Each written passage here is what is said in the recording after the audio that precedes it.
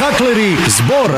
Izbornikov poziv se ne odbija. Pridružite se velikoj fešti malog baluna i zaigrajte sa srcem na trofeju grada Samobora. Puno uspjeha želi vam Slaven Bilić. Trofej grada Samobora, najstariji malonogometni turnir u Hrvatskoj, od 10. prosinca do 8. siječnja, uz nagradni fond od čak 60.000 kuna. Ajde! Dva turnira u jednom, seniorski i veteranski Over 33, dvije vrhunske dvorane, Samobor Arena i Bogumil Toni, bogate nagrade za gledatelje, uz glavni zgoditak novu novcatu Ford Fiestu. Evo, to je ta velika partija, kakva drama, ljudi moji!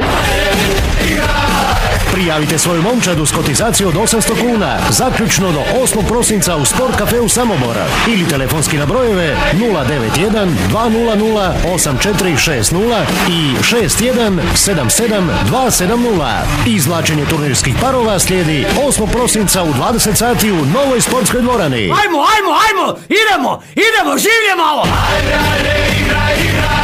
Ne zaboravite, dnevna ulaznica košta samo 10 kuna, a svaka ulazi u finalno izvlačenje za novu Ford Fiestu. To se traži! Trofej grada Samobora, velika fešta malog nogometa. Organizator klub navijača Uvijek vjerni uz potporu Hrvatskog nogometnog saveza i pod visokim pokroviteljstvom predsjednika Republike doktora Ive Josipovića. Organizacijski partner grad Samobor, a medijski prate i podupiru Sportske novosti i Radio Samobor. Zaigrajte svakako! Igraj!